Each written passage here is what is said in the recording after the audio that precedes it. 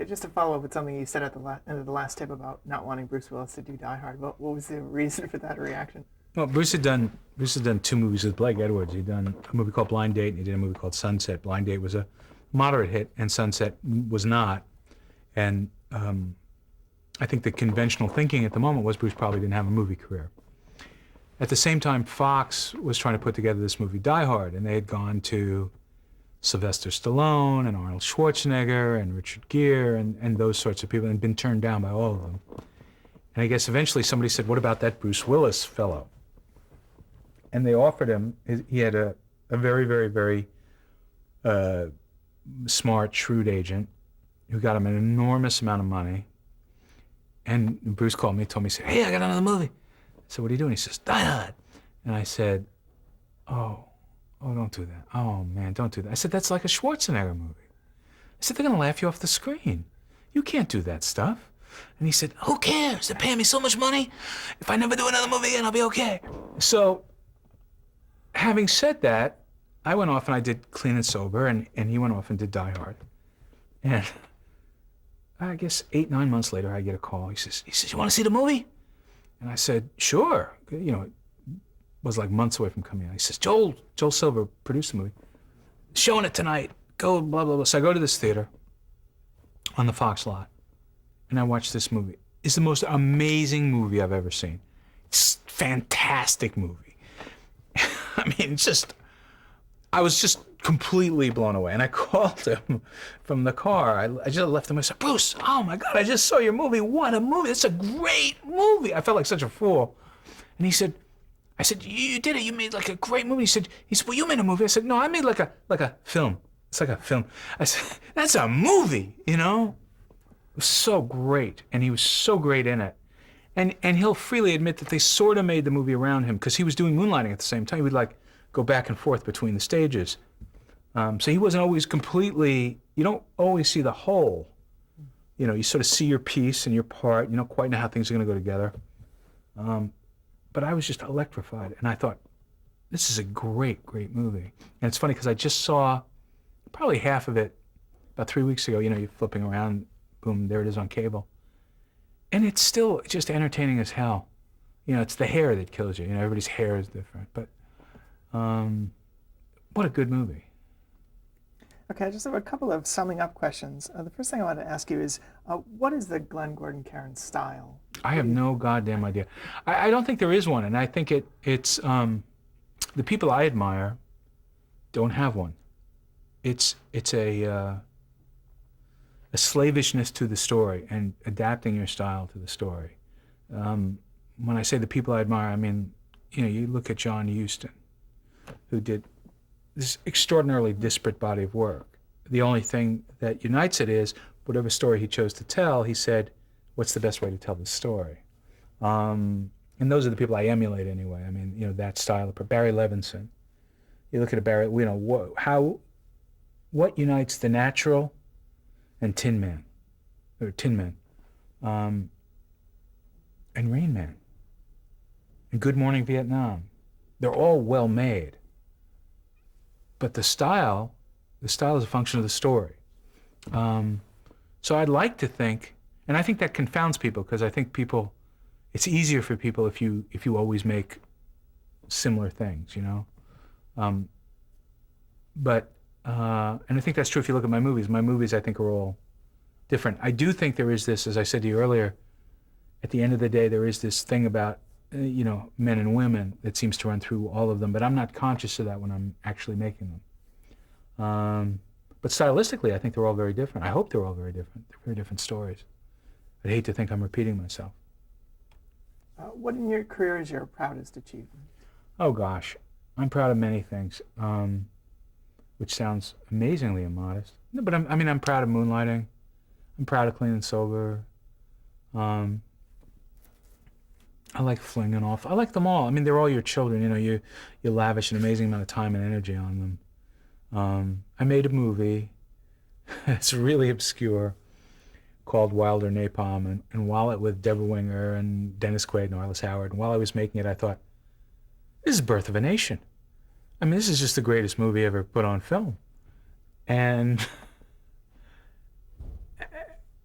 And you take it out and you show it to an audience, and the audience looks at it, and half the audience goes, well, this is amazing. This is the most amazing movie I've ever seen. The other half goes, this is the biggest piece of dog crap. And you just feel awful. You feel like, wow, I guess but I still have enormous affection for it. And some people who see it and encounter it in a different way love it. I don't know. And then you make movies for different reasons. I did this movie with Jennifer Aniston called Picture Perfect. And I did it large. Part of the reason I did it was I had done Love Affair with Warren and that was a movie I didn't get. It was Warren edited it. I didn't edit it. I didn't agree with the way it was edited, and it didn't do well, and it made it hard to get another movie. And I thought I need to show that I can make a movie and make one inexpensively.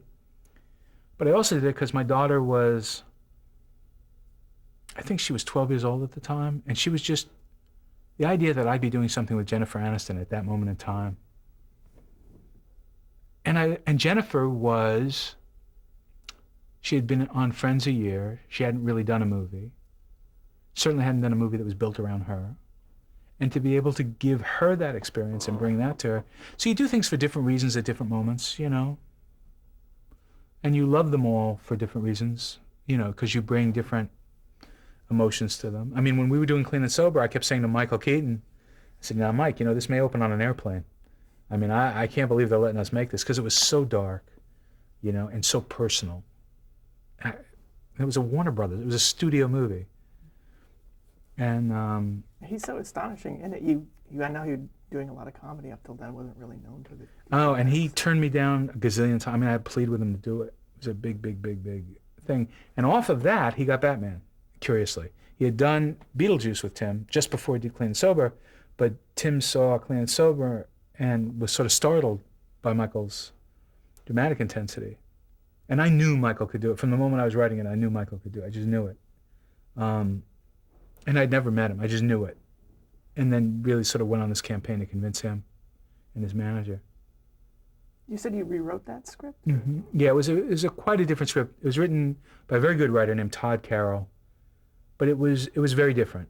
And I sat down and rewrote it.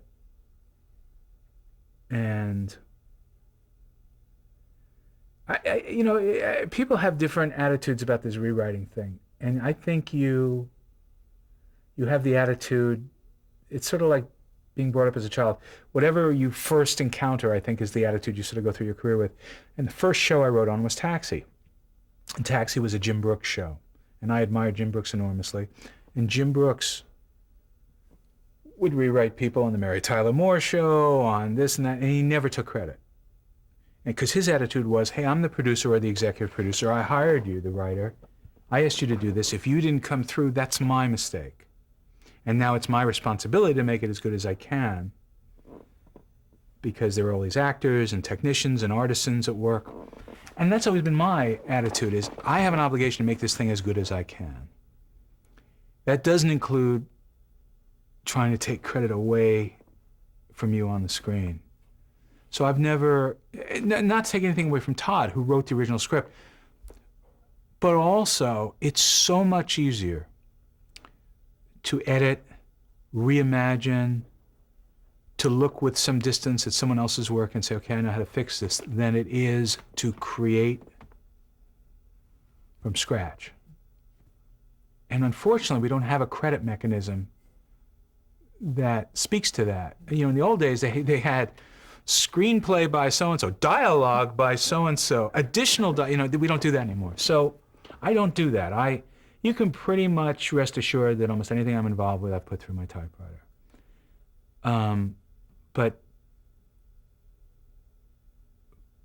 But if my name isn't on it as the writer, it means it didn't completely begin with me. I may have given them the initial idea or an impression or whatever, but someone went into a room with a blank piece of paper and came out with some document that at least began the process. Now, when you write your own scripts, do you outline things, or do No. you do a quick No. straight pass? I have a weird attitude about that too.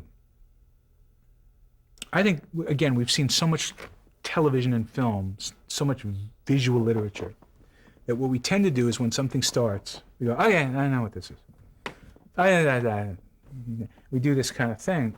And I think that's the death of pleasure in television and film. So, and I find that when you outline things and when you make Bibles and when you create arcs, you then become sort of slavish about making the characters and everything conform to those preconceived ideas. And you can feel that in the narrative. They start to bend and shape themselves into that thing that you recognize, which is why you go, hey, I know what this is. Okay, the girl's in the cabin. Okay. So I don't do that because A, I'm a snob, and B, I'm easily bored. So what I set out to do is keep surprising myself. And I keep waiting, going back to the moonlighting thing, I keep waiting for the truth. I'm not glib enough in an outline to figure out what that truth is. I am, but I know a good idea when I know when I hear there's a woman, she's real. She's a real person. She lives in Phoenix, Arizona. She's 29 years old. She wants to be a judge. She's going to law school. She's working as an intern in the district attorney's office in Phoenix, Arizona. Oh, and she thinks she talks to dead people, and she thinks she can read your mind, and she thinks she dreams the future. And she's married to a scientist. I know that's a good idea. Do I know what that whole curve of that pilot is? I have no idea. And that excites me. That's what keeps me going, is I don't know what the story is. I haven't seen it before. I don't want it to conform to something that I've seen before. Because to me, that's what's exhilarating. When you see a film or a television show and you go, where'd that come from? Holy mackerel, I've never seen that before. I've never seen anything like that. That's, to me, the interesting thing, you know? You can't do a musical dance number in the middle of a detective thing. You can't do rhymes, you can't do jokes, you can't break the fourth wall, you can't, sure you can. And then you can't do an episode about God and whether people believe in God, and you can't make those jokes and then do that. You can't, sure you can. You absolutely can. Absolutely, you should, you know? Otherwise, why are you toiling there? Because then, if the other were true, then anyone could do it. And why do people do what I do? I believe they do what I do because in some small way, they're trying to extend their life. They're saying, let me leave something here. Maybe when I'm gone, somebody will look and go, oh, hey, that's interesting. Because I know that's what happens to me. I'll sit and I'll look at like a Frank Capra movie. And Frank Capra's been gone a while now. But for a moment, I'm with Frank Capra. I'm with Alfred Hitchcock, you know? I'm not comparing myself to any of those people, but I'm saying the impulse is the same. You wanna say, here's the way I was thinking. Here are the things that amused me. Here's what touched my heart. Here are the things I thought were total horseshit. You wanna leave that there because you want to believe you mattered. You know, some people do it through public service. Some people do it through science. I do it with this nutty stuff, you know. Do you have any career regrets? Oh, yeah, sure. You kidding? There are things I've been asked to do that I didn't do that turned out to be fabulous things. I don't need to rake them over the coals. More in the movie area, none in the television area. I've always gotten to do what I want to do in television, but in movies I was offered some things that ultimately went on to be amazing movies. And I clearly was not the right guy to do them because I didn't see their greatness.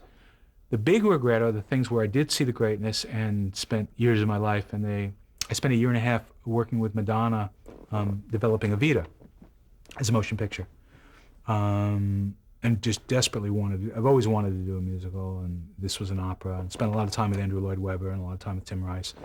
And just a bunch of forces colluded, and it was impossible to get the movie made at that moment. It was made 3 or 4 years later by Alan Parker.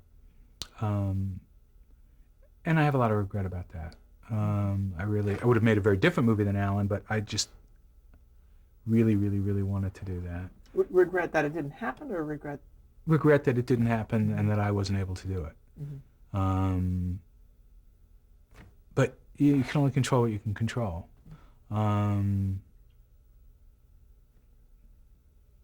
But, you know, regret's a very strong word. I've had a very charmed life in many, many ways. So it's hard to take much of a bath in regret. What advice would you give an aspiring writer? Right. Producer? Right. I not think there's all that much to be learned at these things where people charge you money and you go for a weekend or where you sit at a table and you pitch for a minute and right.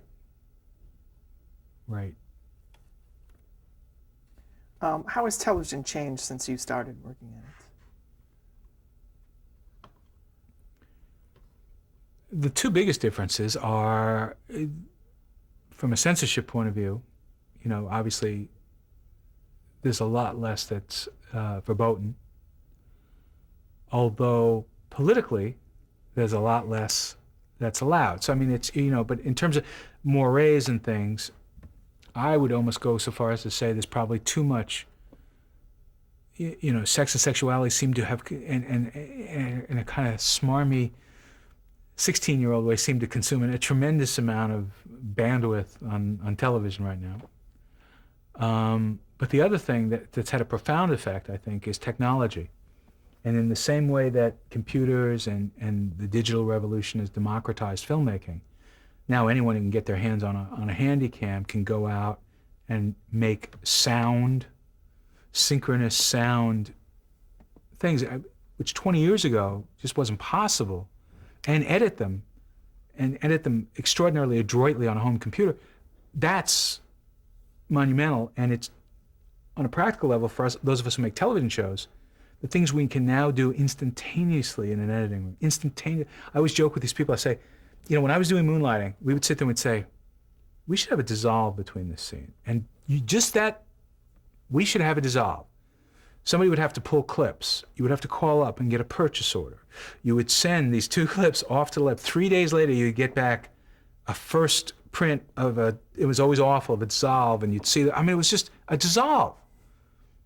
Now we do, we change the color of everything. We put 2 actors in front of a green screen and we put them in Paris somewhere. And it's astonishing the things we do and the speed with which we do them.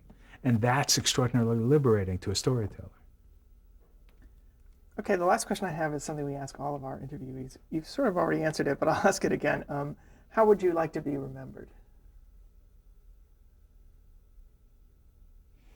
I think the same way everybody wants to be remembered. He did a good job. Gosh, I like his stuff. When it was a comedy, he made me laugh. When it was a drama, he made me think. When it was a tragedy, he made me cry.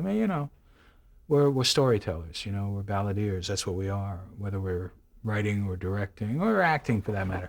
And so you just, you want to be remembered for having done a good job and hopefully having treated people, well for the most part. And, what I'd really like is to think that in 10 or 20 years you'll come back to me and say, okay, we need to revise this now because so much has happened. I think I'm in the middle of all this as opposed to the end. So, but I mean, I think that's how I'd like to be remembered, but I think that's how most people would like to be remembered. He's a good fella and he did a good job, Okay, for the Archive of American Television, thank you so much for being with us and sitting down with us and telling us your story okay. up till now. All right. You had a funny look on your face. Was that a shitty answer? Or? Oh, no. No, I liked it. Oh, okay.